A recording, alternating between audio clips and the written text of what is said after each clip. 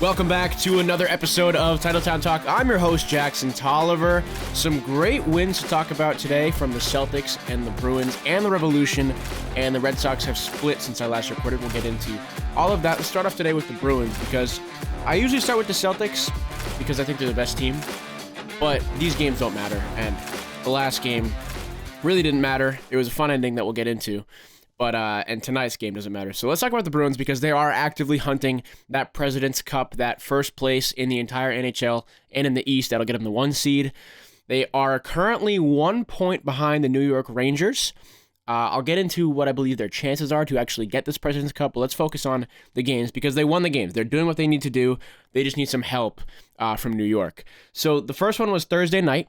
It was a 4-1 result against the Carolina Hurricanes. Now, I said on the last episode that I didn't believe the Bruins would beat the Hurricanes. I thought the Hurricanes had a great amount of rest. They were off for 5 days before this game. They hadn't played since Saturday. They had beaten the Bruins earlier in the year. So I took the Hurricanes, but it seemed like the rest that they had actually had the opposite effect. They came out super lethargic. The Bruins had more energy, more tempo, and they came out with a 3-0 lead in that first period. Bruins were hot from the start. Marchand was the first one to open up the scoring about 2.5 minutes into the period. He had a nice breakaway. The save initially was there from Anderson, but as he was sort of going down on the puck, it went off of his right leg and just snuck into the goal. So the goal was credited to Marchand. It was his 400th career goal in the NHL. Great to see him finally get that accomplishment. It seems like it's been kind of a hindrance because he hasn't scored in a while. So it was good to see him get that monkey off his back, finally get that 400th goal. Hopefully he now can continue off of this form, get some more goals down the stretch. We're going to need Marchand to deliver for us in the playoffs as Bruins fans for sure. It was a great pass from Geekie also. I just thought the Bruins just came out with so much aggression in this game, which is so good. And it's what I've been asking them to do for so long on this podcast. Just have the energy because the talent's there. You just have to come out with that aggression and control the puck from the face-off and just keep pushing, and they did that. They didn't let up with one goal. They kept going until it was 3-0. Pastrnak capitalized on some defensive confusion for the second one. He was on the left corner, and he's just, dribbling the puck, going back and forth, and the defenders were trying to mark because they thought he was going to pass, so they were trying to mark the guys coming up towards the net, but they just left him wide open, and it's somewhat of a tough angle, but it's Pastrnak, so he obviously scored it. It's 2-0, and Carolina just looks out of sorts, and this is on the road, and the fans are upset. There was a pretty good amount of Bruins fans in there, it seemed like. It was good to see. Boston teams always have a pretty good contingency on the road. But Pastrnak was able to make it 2-0, and again, it was just like the Hurricanes just looked sleepy. Like they just didn't look like what they usually do. As that, they're a top-tier competitor for the Bruins. They might play them in the playoffs, and I would be nervous if the Hurricanes were to play the Bruins in the playoffs, despite this result. Then again, the Bruins have another game against the Hurricanes this week, which I'll get into. But Anderson had some great saves. I just felt like the Carolina defense wasn't doing him any favors. The defense was poor, and the Bruins just had too much aggression to contain them, really, in that first period. Swayman was great on the Bruins side. He had 28 saves, and the Bruins defense was remarkable the whole game. Danton Heinen was the one who scored that final goal in the third period. It was a great pass from Pasta. So you go into the second period 3-0, and you feel like the game's pretty much over. And it was. I mean, the Canes did put some pressure on the Bruins in the second period. They did score about halfway through, and they were up 2 men, so Bruins continue to find themselves in some penalty trouble. But they were able to come back and, have resistance to that and hamper Carolina's hopes of a comeback. Said hamper, harp. No, not harp. Yeah, hamper. Hamper's the right word. Hamper their attempt at a comeback from the Carolina Hurricanes. Lindholm was the one who got the empty netter, put it to bed, and they said on the broadcast it had to be a defenseman because the Bruins' defense this game was just so strong against such a good team. They were able to contain him, and hats off to him. I know I've ragged on the Bruins' defense a little bit throughout the course of this podcast and this season because I felt like they haven't been performing well. They've been underachieving, in my opinion, but they've looked really good during this win streak. They've looked really solid during the end of this road trip, and I hope that they can continue that momentum heading into the playoffs because the defense is going to be huge. That goes without saying. So anyway, next up was an overtime win, finally back at the Garden. This one was against the Panthers. It was Matty Tkachuk, Jason Tatum's former high school classmate, who opened up the scoring within 30 seconds. So watching this as a Bruins fan, you immediately think this is going to be a loss because the Bruins haven't been good at coming from behind this season. It just hasn't been that way. And when you score within 30 seconds, you're initially concerned because then you're playing from behind for a while. And it looks like a trend when the Bruins go down first, they end up sort of, losing some of their mojo and playing from behind, and sometimes it's hard for them to get a result. Now, last week against the Capitals, they were playing from behind the entire time, and they were able to get that result. So, it's not the rule. It's just what I've noticed from watching them all season, that they definitely have a tougher time when they have to dig out of a hole compared to when they are on the front foot. And I think that's every hockey team, right? That's not unique to the Bruins, but it was tough to see them concede that early on. That's what really scares me about this team, is that they sometimes have a lack of ability to come back. They either, dig themselves into a hole too early or they choke. That's what we saw, throughout January, February, and March, which was concerning, and why they kept losing in overtime, because they would either come up just short of a comeback or they would give up a comeback to their opponents. So I was scared, but I was wrong. This opening goal, despite it, the Bruins were able to win in overtime 3-2. Now, Charlie McAvoy was the one who found them in the net just a few minutes later. He's now set a career high in goals on the season. He's been great this year. He's gone sort of quiet in terms of scoring. I mean, he's a defenseman, but you expect him to produce a little bit more. But I think he's really turned a corner in these last couple weeks. The defense has looked better, obviously led by him, and he's also gotten some production. So great from him. Charlie Coyle was the next one, and now the Bruins are up 2-1. So love to see the two Charlies going at it, competing, putting the Bruins in a good spot to win. But unfortunately, it was tied up. Now, let me just say, because it was Barkov who tied it up, Tkachuk and Barkov are still in Bruins fans' nightmares after what happened last year. But I feel like the Bruins have done a good job this year at, first of all, containing them and really containing the whole team, the Florida Panthers. Because, like I've been saying, these games mean something to them because of what happened last year.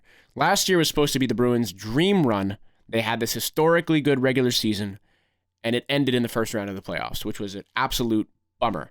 And it was the Florida Panthers who ended up going all the way to the finals. Arguably, if the Bruins win that Game 7, it's them in the finals, and they're able to take care of business, maybe win the Stanley Cup. Who knows? Coulda, woulda, shoulda.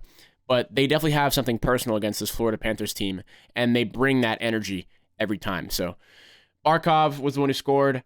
Tkachuk scored. These two guys that haunted the Bruins last year and all throughout the offseason, but they were not able to be victorious this time, as in overtime it was, of all people, Jesper Boqvist who was able to find the winning goal. He really capitalized off of a mistake by Carolina. They were being careless with the puck, so he took it off of a break. Nice finish. Bruins win. So love to see this happening. Bruins are beating the people that they, are going to have to play in the playoffs. Right? These are going to be the obstacles. It's not going to be all of them, but it could be the Hurricanes. It could be Florida. You never know. It very well could be. It could also be the Rangers, who they've struggled with this season, but you never know who they're going to have to face, and I like the fact that they're beating this competition. It was a great way to, first of all, finish off the road trip with Carolina, but then come back home, establish that you're going to try to get as many wins as you can. You're still going for the President's Cup. If they had lost one of these games, it would look a lot more dire to win the President's Cup. But these are two great wins by the Bruins, showed some great resilience. Ullmark and Swayman look a lot better. The defense looks a lot better. So this is exactly what you have to do heading into the playoffs. You're also getting goals from your guys at the top. I've mentioned that, like the guys like Pasternak, Marchand, McAvoy, have to be the ones who step up as you head into the playoffs, because those are the guys that are going to deliver you a Stanley Cup. As much as I love Danton Heinen and Morgan Geekie, it's like those guys are going to help, but those guys can't single-handedly do it. And I feel like they've single-handedly earned the Bruins. Also, Justin Brazeau, who's still injured. They've single-handedly earned the Bruins some wins in these last few months, but it has to be the guys at the top that are going to, carry you through the playoffs and take you all the way to the end. So I'm happy to see that they're heating up. Now there's a rematch against the Hurricanes on Tuesday, who they now have a 4-point cushion over the Bruins in the Eastern standings. I anticipate the Bruins winning this one again, because Obviously, they were able to beat them at home. Now, Carolina's not going to go out like they did this time. They're not off that much rest, which we didn't know if that was going to be. I thought it was going to be a good thing, and it ended up being a bad thing. But now they don't have that rest, so they're going to come into the Garden. The fans are going to be loving it because it's a heavyweight matchup in the East, and both these teams still looking for, to improve their seeding. Bruins are still after the President's Cup. It's probably just out of sight for the Hurricanes, the 1 seed in the President's Cup. They're 5 points behind the top with 5 games to go. But still, they're going to want to be getting the best seed as possible. So it's going to be a good game. I would anticipate the Bruins winning, not as much as they won by in the last matchup, but I would say 3-2 for this one, and the Bruins keep that streak alive. Now, let's look at the New York Rangers because they are the team that has a 1-point lead over the Bruins. Unfortunately, they have a really easy schedule down the stretch, in my eyes. They have the Senators and the Canadiens, who are bad. The Flyers and the Islanders, who are fighting for a playoff spot, but let's face it, aren't great this year. I think they have a chance. So they have the Islanders twice, and they have the Flyers. I think they lose one of those games. I think they go 4-1 to close out the year. Maybe 2 if the Bruins are lucky. But regardless, it means the Bruins have to pretty much go perfect down this stretch, and they still have some tough matchups to go. So I don't think the Bruins will win the President's Cup. I don't think they'll end up with that 1 seed. But this might be a good thing because I think last year they were so confident going into the playoffs that they got a little cocky, and I think they thought they were going to speed walk by the Panthers, and it was going to be an easy path to the Stanley Cup because of how good they were in the regular season. But hopefully, if they don't get the President's Cup, they can avoid that sense of, superiority over other teams and almost have, it's tough to say you're an underdog if you're the 2nd seed, but have that mentality of, okay, we have competition this year. It is such a razor-thin race for the President's Cup this year that since they don't have a huge lead, I think that they will appreciate that more and take their opponents more seriously. Obviously, after what happened last year, you'd hope that they would take the playoffs more seriously and not try to skip any steps and assume they're going to be able to go to the Stanley Cup finals. But I think not winning the President's Cup isn't the worst thing in the world, of course, if it ends up with a Stanley Cup for the first time in 13 years for the Boston Bruins. So yeah, we'll see what happens. I would anticipate the New York Rangers win the President's Cup. Let's move on to the Celtics, who had an epic game against the Sacramento Kings. Sam Hauser, oh my God, what a disaster class. 1 for 18 from the field, just over 5%. That's atrocious. That's really bad. He got the spot start because Jaylen Brown wasn't playing. I feel like, isn't as good when he starts. Now, there have been some exceptions to this rule, and in the past couple months, he has had some great games where he started. But I feel like for someone like Sam Hauser, who is a pure sharpshooter, and he doesn't really, that's what he's there to do. He's there to shoot. He's there to knock down threes. Knocking down threes and shooting is such a rhythm-based thing that when you take a player out of their rhythm, in this case, you have Sam Hauser starting instead of coming off the bench. It's a change in his routine. I feel like that can alter the way they play because shooting is all about rhythm. It's all about routine. It's all about practice. It's all about, making sure that you can have the same thing happen, which is the 3 going through, the shot going through the net. And when you have a guy start, I feel like it throws off their rhythm a little bit. So I would hope that Sam Hauser never has to start in the playoffs because this was just a disaster. I mean, he couldn't get anything going. Absolute stinker. Worst performance I've seen from a Celtic this year. So I would encourage them to try to keep him on the bench and, keep him in that rhythm. He'll be looking for a bounce back tonight against Portland. Tatum also didn't have the best game. He was just 5 for 15, 17 points. The score of this game, halfway through the first quarter, was 3-3. So it wasn't a great offensive showing by anyone. Both teams just barely got into triple digit figures, rather. It was 101 to 100 to end it. So the offense wasn't great, which to me shows 2 things. The Celtics don't care, and the Sacramento Kings are bad. Frankly, I mean, it's 3-3 halfway through the first quarter. That's a terrible start offensively for a game. It was a relatively boring first half. The Celtics started to pull away. By the time it got to the fourth quarter, they had a big-time lead, and then Sacramento Kings erased it because Joe Mazzulla left the reserves in. Now, I actually like this move from Mazzulla. I like leaving the reserves in and not, pulling the plug because this game doesn't matter, right? So don't put your starters back in because you want to win. It doesn't matter. He left the second unit in for the entire fourth quarter and just told them, I believe in you guys. I trust you guys to make plays. They didn't score for 5 minutes straight in crunch time from the 6-minute mark in the fourth quarter to the final bucket. I think the only point they scored was a free throw from O'Shea Brissett. So they didn't get any field goals during that time. The offense was awful. So awful. And Sacramento was able to use that and come back. But still, I like this move from Mazzulla because it shows your guys that, you trust them. And also, you never know what's going to happen in the playoffs, right? If someone has to miss a couple games, one of those guys is going to, need more usage. You never know who's going to, maybe Peyton Pritchard will have to play in crunch time. Maybe Tillman will need to be used off the bench. So you want to give those guys some playing time, especially in clutch moments, because they don't have a lot of playing time in those moments throughout the season, because obviously the starters are the ones who get that run. So I like this move from Mazzulla, but it almost blew up in their face. Not that it would matter to the Celtics, but you still want to win games, and the Kings are a good team. I mean, they should be a good team. They have a good roster. They haven't been playing well lately, and they fall into the 7th spot, I believe, in the Western Conference. So obviously this was a huge game for them because the Western Conference is razor tight, razor thin. So you want to make sure that you're getting those wins. The Kings obviously want to improve their seeding, hopefully not have to go through the play-in tournament, which between me and the listeners, I don't think they make it out of, because the Lakers and the Warriors are also in that play-in spots. And the Mavericks, I believe, is the other one. Yeah, I don't think the Kings coming out of that, even if they have both games at home as the 7th seed. I think the Lakers would come out of that, and yeah, I would take the Lakers and the Mavericks. So they want to avoid that play-in spot if possible. They're still really close with the Pelicans. So this was a huge game for them, and you could tell. I mean, De'Aaron Fox, credit to him. He is such a clutch player. That goes without saying. He was the clutch player of the year last year. But he really is. And when you watch him in the fourth quarter, it's almost Damian Lillard-esque. The way that he's able to get shots, the ball's in his hands at all times. And when he hit that 3, it was off the backboard to give the Kings a 1-point lead. I think it was their first lead all game, frankly. They might have had one in the first quarter early on. But it was one of their only leads of the game. And the Celtics haven't been able to get anything going, so we're thinking, okay, it's over. But who was the one who stepped up to deliver? Xavier Tillman.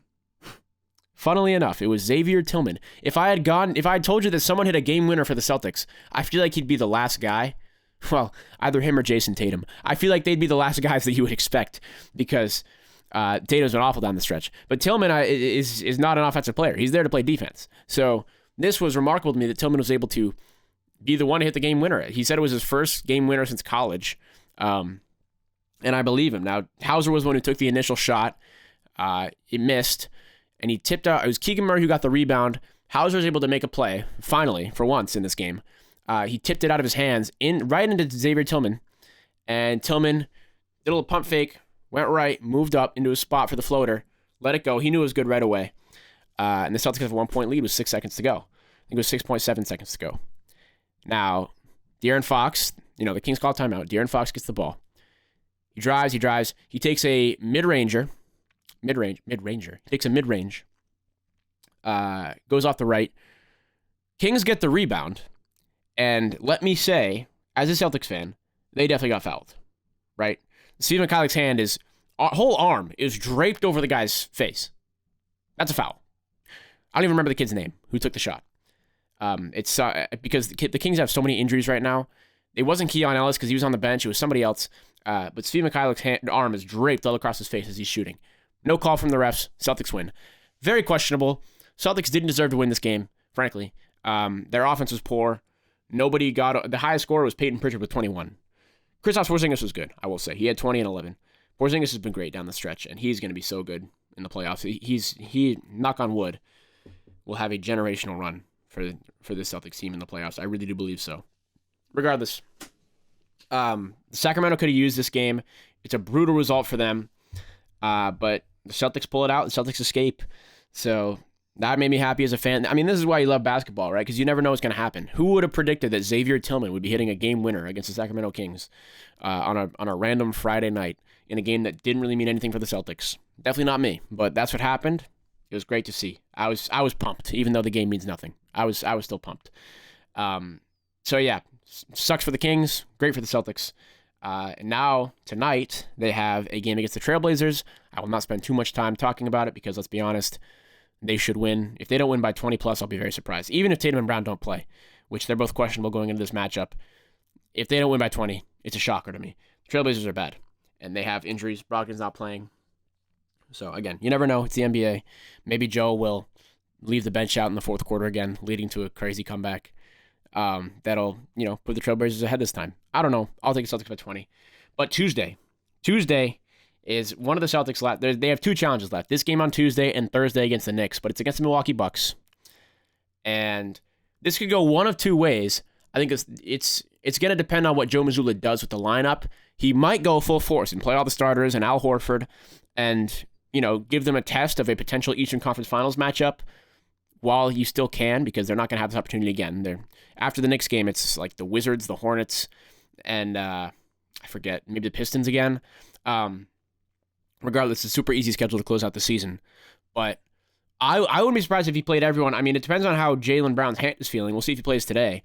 But for me, I would just go out full force and see what happens. Also, it doesn't matter for the Celtics, so I could understand that angle. But I want to get them a high-intensity, high-stakes game like this. And the Bucks are still fighting for that second seed. They have it right now. But Cleveland and New York and Orlando even are still have a chance to come up and grab that second seed. It's not going to happen, but it's true. Now, Dame and Giannis haven't been playing together. Dame was injured. Giannis was injured. And the Bucks have struggled mightily. They lost to the Wizards. They lost to the Grizzlies. So it hasn't looked good. They lost to the Raptors.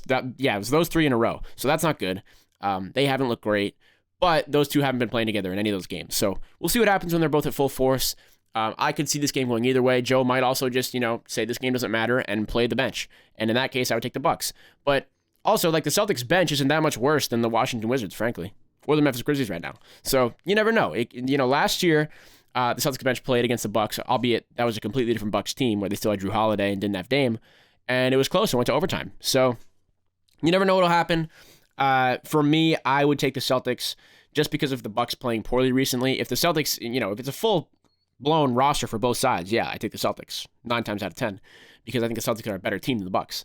And they're going to want that vengeance because last time they went to Milwaukee, it was a blowout. And it was one of their most embarrassing losses of the season, frankly. So hopefully the Celtics can earn a win, get some more confidence going into that potential Eastern Conference Finals matchup. If you ask me right now, I wouldn't take the Bucks to go to the Eastern Conference Finals because they haven't looked good. Frankly, I think that Miami or Philly could beat them in the first or second round. So we'll see what happens. But for me, I would take the Celtics regardless of who plays. If it's the bench, yeah, I'd be stupid to not take Milwaukee. But again, you never know. Moving on to the Red Sox, they had 2 games against the Angels since I last recorded. The first one was an absolute home run party. Tyler O'Neill, oh my goodness, he looks good. He had 2 home runs. Duran, Casas, and McGuire adding 1 apiece. I got to talk about Tyler O'Neill because he just looks like such a good addition. I think he's the Red Sox best hitter right now. He's definitely the most hot hitter. He has 4 runs already in the young season and 4 RBI. He is, to me, I get the most excited when I see him go up to the plate, more so than Rafi, more so than Duran, who's also been hot, more so than Mazza, more so than Casas. He, to me, has been the guy so far. Regardless, I was happy to see Casas finally get a homer this season. I feel like he's had a rough start, definitely more rocky than some would expect. Reese McGuire, absolute shock to see him hit a home run. And Jarren Duran, who's also looked really good this year. Good to see him hit one out of the park. This was a great offensive showing. Cutter Crawford wasn't great, and I will say that the Angels' offense does look good. I think the Angels could actually be better this year than a lot of people gave them credit for. They were also on a 4 streak. Both these teams were on a 4-game winning streak. The Sox did win it 8-6. But they got a grand slam that made it very interesting. The game was tied, but the 8th and 9th inning saw home runs. Tyler O'Neill, I believe, was the last one to hit one.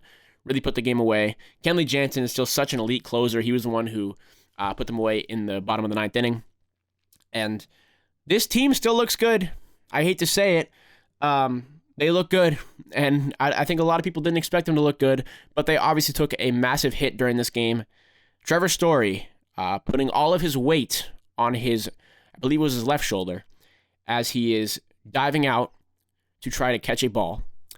He just put all of his weight on his shoulder. He's immediately writhing in pain. And Rafi Devers, who's playing third base, obviously, he saw it right away, how bad it was. You could see his reaction. This is just the bummer of all bummers for both the Red Sox and Trevor Story himself. Trevor Story, who was known as being a durable guy before he got to Boston, and he was supposed to be a big-time addition, his career here hasn't been great because of injuries. That's why. I mean, he had the shoulder thing. He's now dealing with this. So he's had really awful luck since he's been here for whatever reason. And now it's continued. Now, the Red Sox place him on the 10-day IL with a dislocated shoulder. I anticipate it being more. Obviously, I hope that, the worst case here is that he tore his labrum and he's out for the year. We saw that happen to a couple guys on the Patriots. I'm not a doctor. I'm not going to pretend like I think that's what happened. I don't know what happened. We're going to find out more tomorrow when they get back to Boston. They'll do some more full sets of imaging, some more tests. But I don't anticipate this being good. I think Trevor Story will be out for much longer than 10 days. It's obviously going to impact, the way that he can bat. And I don't want the guy to have to play through pain. It sucks. And I feel so bad. If you watch his post-game interview, you can see how upset he is, visibly. And why wouldn't you be, right? He's looked great through these first 10 or so games. Great on defense. He's gotten some great hits. He's earned the Red Sox some wins, frankly. And it is such a bummer to see him go down. He is a leader on and off the field. He is invaluable to the Red Sox, in my opinion, and their success this year. I think a lot of their success was contingent on him being healthy. And if this is a significant injury where he's out for the season, it's going to be tough for them to get around that. That's all I'm going to say. It's going to be very tough. So, absolute bummer for him. And it almost turned into a disaster because the Angels tied it. I thought the Red Sox were going to lose. Like, after having such a commanding 4-0 lead, okay, now Story is injured, and now the Red Sox are going to lose. Luckily, they were able to win that one. Tyler O'Neill saved the day, and the offense continued to be great, and Kenley Jansen was great. But I'm so bummed about Trevor Story, as I know all the Red Sox fans are. This is just a bummer to see. And last night's game, also a bummer. Red Sox lost 2-1, snapping their 5-game winning streak to the Angels yet again. The offense couldn't really get anything going. There were no homers in this game. It was Duran batted in Connor Wong, who started at catcher over Reese McGuire this time. That was the single point they scored. That was early on. They had a 1-0 lead. Now, luckily, Garrett Whitlock also had a good game. And, until the bottom of the 5th inning when it was the Angels who scored. Maybe it was the 6th. Regardless, he had a good game. And the pitching was fine. And the defense was fine until it wasn't. And Rafael Devers, the bases were loaded. A ball came to him with 2 outs. And his positioning just wasn't right. And the ball, it wasn't a fly ball. It bounced off the ground. But he had an opportunity to catch it, throw it to second or third base, and get the out. But it just went right over his glove. And it brought in 2 runs because he missed it. I believe it was, who was it behind him? Yeah, Reyes, who's filling in for shortstop now. He wasn't expecting Rafi to not make that catch, so he had to go track it. And it's 2-1 Angels, and that's how it ended. Nothing happened for the rest of the game. The defense has to be good, and, it makes me sad because that's a play that Trevor Story probably makes if he's there. I don't know if Rafi would have went for it, but Trevor Story could easily make that play. So you're already seeing signs of the Red Sox defense deteriorating because of the loss of Trevor Story, and it scares me. It really does because he is the Red Sox best defender. Frankly, he's a veteran. Rafaela could get there because of his speed and his ability to track the ball, and Jarren Duran looks good. The outfield looks great, but he's the best infielder by far and away. So it's very hard to lose him. Hopefully he'll be back. Hopefully it's not anything, too serious. We'll find out more tomorrow. But I think the 10-day IL is a, hopeful thing initially, because if it is only 10 days, that's nothing. But it's not going to be 10 days. It's going to be more than that. We'll see what happens. Prayers for Trevor Story. I'm not a religious guy, but, I will be hoping for Trevor Story to have a good comeback. But regardless, next up, let's talk positive. It is the home opener. The Sox are finally coming to Fenway this season on Tuesday. They have a night off tomorrow, and then they have the Baltimore Orioles. Now, if the Red Sox can somehow win this series, because the Orioles are a better team, let's be honest, they are. If the Red Sox can somehow win this series, it will really, really instill some confidence in the national conversation about the Red Sox in this division. This will be a great message to send that, a lot of people didn't give him credit, frankly. A lot of people didn't have him coming out of the East. They had him being last in the East. So who knows if they can, I think the Yankees will still win the AL East. But you never know if they can clinch a wild card spot. The Rays and the Blue Jays don't look as good as they did last year. I don't think the Red Sox finished last. And I would put the chance damn near 0 because they've looked good on the road. They haven't even been at home yet, and they already have a pretty convincing winning record. So I would take the Red Sox to not finish last. I don't think they're quite ready to beat the Orioles in a series yet. The Trevor Story, if Trevor Story was there, maybe. But I think the Orioles will win 2-1. I think the Red Sox get one game. Hopefully it's a home opener. I wouldn't be surprised if they won the home opener and then the Orioles rattled off 2 to win the series. But then the Red Sox have the Angels again. So regardless, the Red Sox still have a good opportunity in front of them to continue having a winning record, to have a good start at home, which the fans would love to see. I anticipate that, obviously the park's going to be totally full tomorrow at the home opener, but I think the fans are going to be a lot more excited this year because of the way that the Red Sox have started off the season. The Trevor Story news may put a unfortunate shadow over the game, depending on what the news is. If it's that he's out for the season, yeah, it'll be a bummer, and the fans will be pretty upset. Understandably, I'll be upset. But I think the Red Sox have a good chance to maybe win the series. They're not going to sweep. No, I don't think either one's going to sweep. I think it's going to be 2-1, one of the two ways.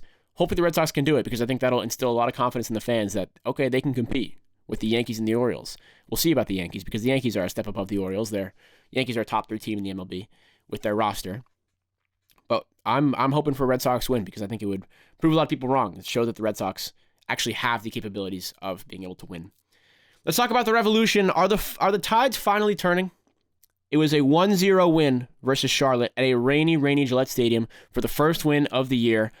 I'm frankly not sure if they deserve 3 points in this one because, to be honest, I think they got outplayed for a lot of the game, but Charlotte just missed some wide open chances. Roberts was actually good. He got some good saves, but the ball was wet. Charlotte's on the road. I don't know. I'm not trying to give them excuses. They just missed chances that they should have hit. When the defense, DeJuan Jones had some pretty bad moments. The defense as a whole had some pretty bad moments. They were giving it away. But regardless, it was Nacho Hill who took the shot, and it rebounded right to his brother Carles, who was able to get a really good finesse curl, just squeezed by the two defenders. The goalkeeper was on the ground. He was preoccupied because of the initial shot from Nacho, but he just snuck it by two defenders right into the bottom corner. In stoppage time in the first half, and the Revs held on to that 1-0 lead. It was very iffy at points. It wasn't a clean victory. It was very nerve-wracking, but they were able to win it. And look at that. The Revs are now 4 points behind Charlotte for a play-in spot. It's called like the playoff series. The playoff for the series, whatever it is. It's a play-in thing where the 8 and 9 seed play a game to see who gets the 8 seed. But they're 4 points behind for that. It's obviously so early in the season. This roster I still believe in. I think that the Revolution can easily make the playoffs this year.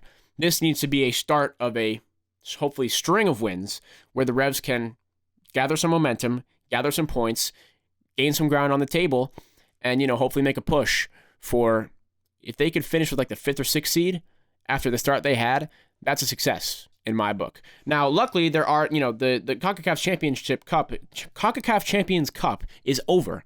It will be over on Tuesday. The Revs are down 4-0 on aggregate, and now they're going to Mexico to play Club America, and that's not going to be good. They're going to lose.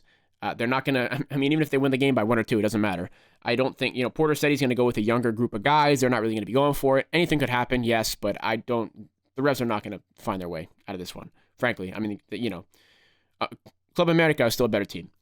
So the Revs also are not participating in the U.S. Open Cup this season. All their focus will now be on the regular season, on the MLS, domestic play, league play, obviously before the League's Cup, which doesn't happen for a while. But for now, they have a chance to really hone in on this regular season, try to get some wins, try to string them together. And I think that they're going in the right direction. I think Porter's tactics are really starting to settle in with the team. They need to figure out who they want in that back four. Dave Romney came off the bench last night, which was very surprising to me. Mensah was the one who got the start. Nick Lima, I like that move. I like having Nick Lima in and DeJuan Jones. I like that better than having Farrell in because I don't think Farrell's good at right back, frankly. I think he's better as a reserve center back. He's just very, frankly, old at this point, and he does have the speed to keep up with some of those wingers that you have in the MLS. So I like having Nick Lima there. I think he's a better option. But for me, I would have Mensah come off the bench and have Romney start at center back. And then when Brandon Bye comes in, he can take that spot from Nick Lima. Whether he, however long that takes. It's probably going to be another couple months. But for now, I would have Lima have that spot at right back. So, for me, if they figure out the defense, if the offense can get going, and Carles Hill has been the entire New England Revolution offense so far, pretty much. Vrioni has yet to score. Shankala has yet to score in the MLS. So I would like to see those guys get going.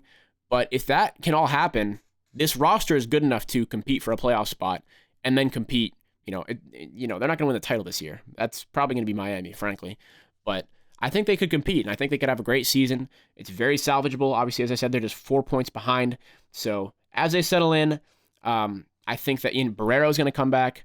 Does Bobby Wood have anything left? He didn't look great last night coming off the bench, but he was good last year. So we'll see. I would say that the Revs can really start to lock in here. Now, the CCC game, CONCACAF Champions Cup, is going to be a wash, as I mentioned. But this weekend, they have New York City FC, who is right there with them at the bottom of the league, bottom of the East, rather.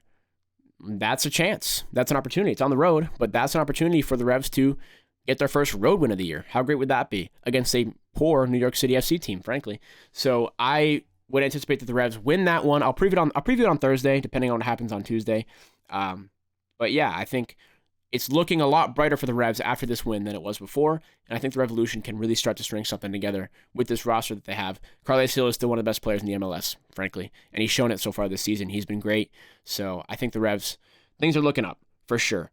I will mention quickly before I wrap up the episode, Kyle Duggar has signed a 4-year deal worth up to $66 million with the Patriots, their safety, who they had placed a transition tag on for a 1-year deal at the beginning of the season. He has now signed a long-term extension that will keep him in New England.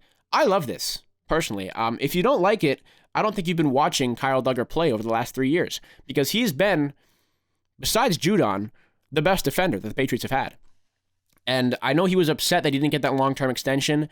You don't want one of your best players to be upset going into the season. So it's good to get him locked up. Some people say that they overpaid. I don't think that it's an overpay. If you have the most cap space in the NFL still, and you want to keep your guys that gave you any hope of being a good player. Like, you know, when they re-signed all these guys, like Uche has hope to be a good player. They brought back Duggar. They brought back Anthony Jennings. Like, they're taking their guys that made them good last year. They're on the defensive end. The offensive end was awful, but the defense was good last year. They were top 10. So I love this move. I think even if it is a slight overpay for him, you bring back the guys that gave you any glimpse of a good football team. And Kyle Duggar is a great football player who gave them a glimpse of being a good football team. They said, okay, this is a guy that we can build around on the defensive side of the ball. So I love the move. I love Kyle Duggar. I'm happy about it. As always, I'm Jackson Tolliver. Thanks so much for joining in to Titletown Talk. Let me know in the comments, if you're on YouTube, what you think about Kyle Duggar, what you think about, all the stuff we've talked about. Celtics going to be good in the playoffs. Will the Bruins be good in the playoffs? Let me know. I'd love to hear your thoughts. I will see you all on Thursday.